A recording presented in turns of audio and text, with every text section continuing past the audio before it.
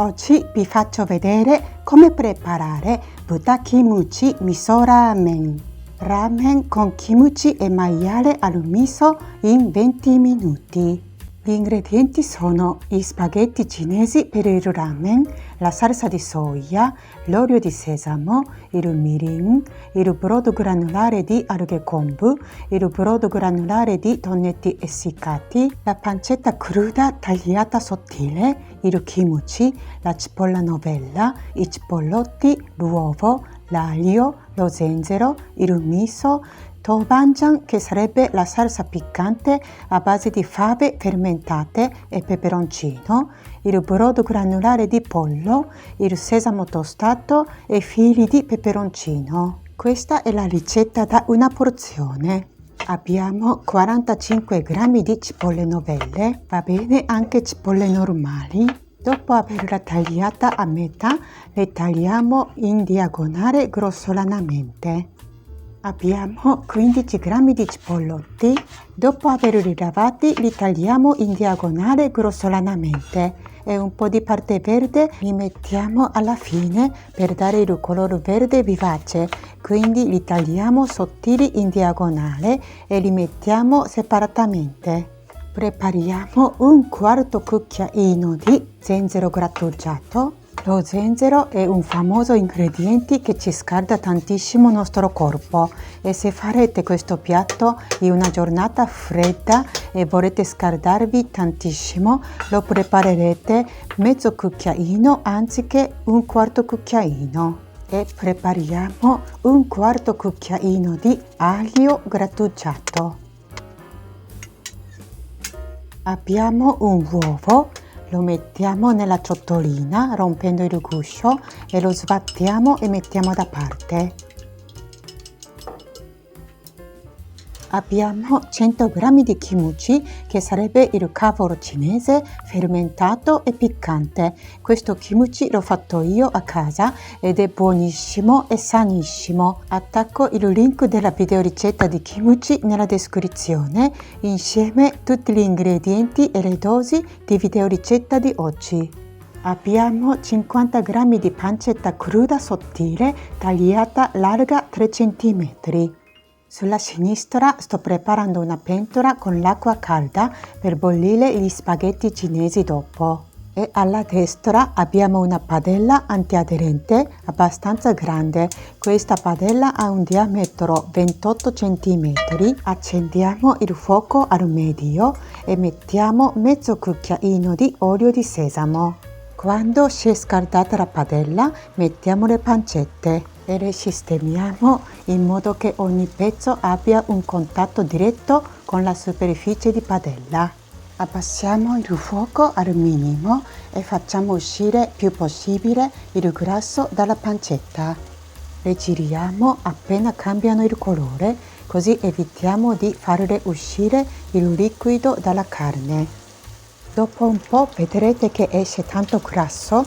È per questo che abbiamo messo poco olio all'inizio. Vi sconsiglio di usare la parte lonza di maiale perché è molto asciutto.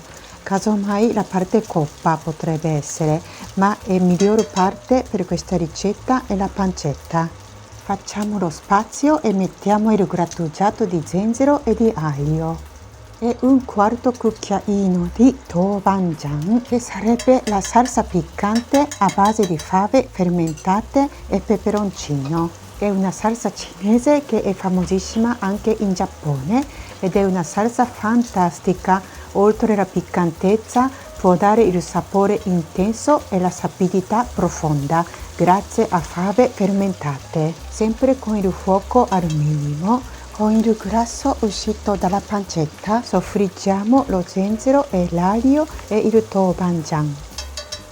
Quando sentiamo buon profumo aggiungiamo le cipolle. Alziamo il fuoco al medio, saltiamo le cipolle.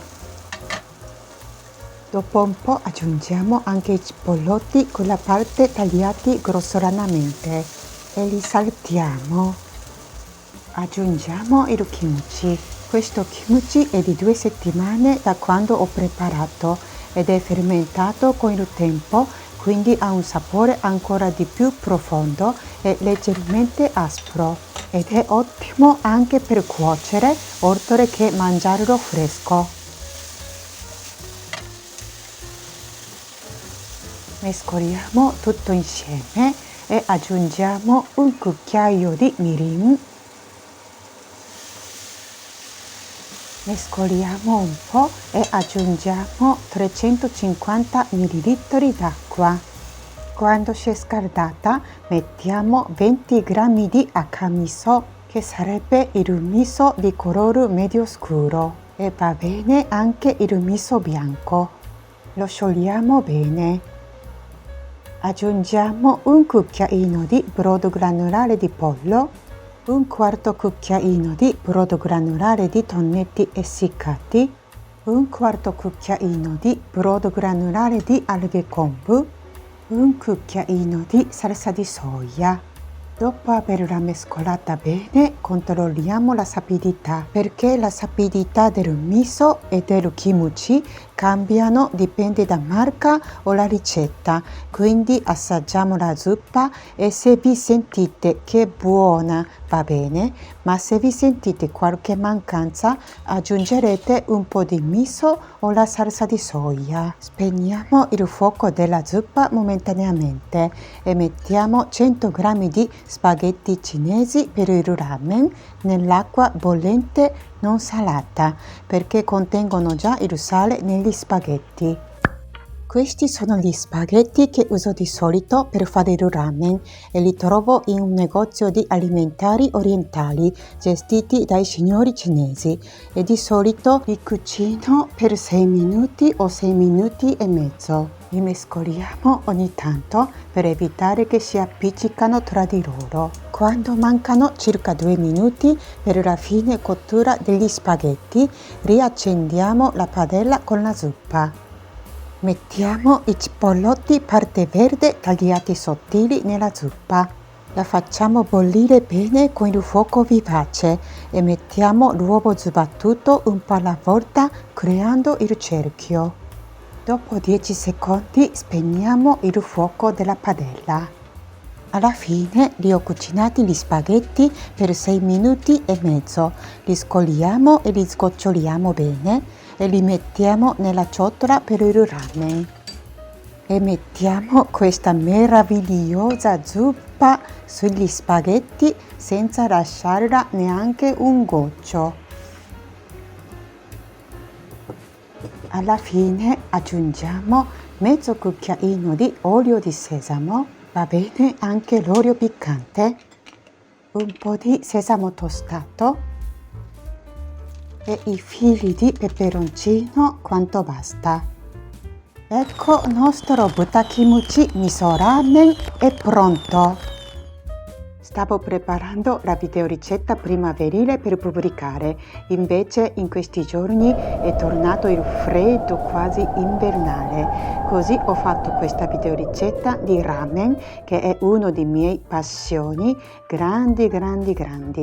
I tipi di ramen esistono infinitamente e questa cosa potete capire guardando il playlist del ramen sul mio canale dove ho pubblicato diverse ricette, tutte autentiche, soprattutto fattibili, sia tecnicamente che tempisticamente. E chi è appassionata di ramen consiglio di guardare il mio video che si chiama La storia del ramen.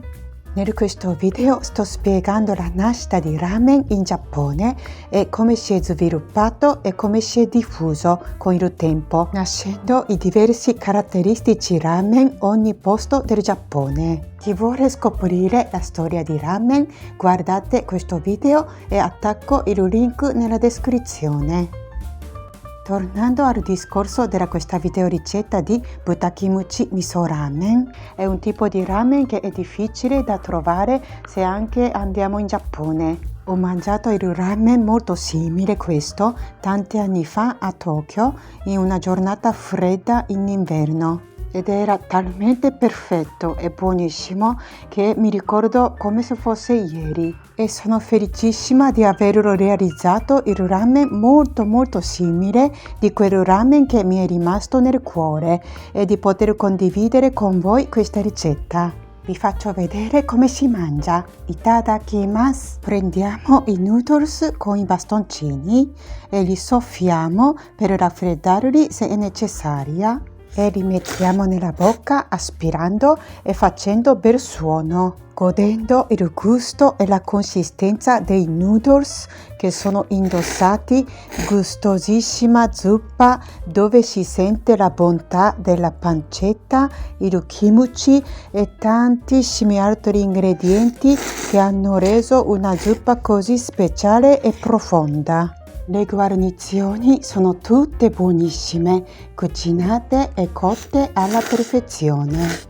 L'uovo sbattuto ha unito tutte le guarnizioni e ci dà quella sensazione avvolgente insieme alla carnosità del maiale, il kimchi e le cipolle novelle. Il miso e il kimchi vanno d'accordo e creano un gusto invernale che ci coccola. Chi non mangia la carne, sostituite con i bocconcini di soia oppure abbondate l'olio di sesamo e mettete 2 uova anziché un uovo e al posto di brodo granulare di pollo usate quello di verdure. Questa ricetta non è tanto piccante nonostante il colore rosso, quindi chi ama piccante aggiungete un po' di peperoncino nella zuppa, così contrasterà ancora di più con la dolcezza delle cipolle novelle e dell'uovo. Se non avete gli spaghetti cinesi per il ramen, potete fare con gli spaghetti italiani, cucinando con il sale e il bicarbonato. Per sapere di più andate a vedere un altro video che si chiama Shoyu Ramen, dove potete scoprire anche la ricetta di ramen più classico. Questo video termina qui, se vi è piaciuto potete lasciare un like o un commento per farmi sapere cosa ne pensate. E se non volete perdervi i prossimi video potete iscrivervi al mio canale cliccando sul pulsante iscriviti qui sotto. Ci vediamo presto con la prossima video ricetta. Ciao a tutti! Oishikatta, gochishou sama deshita.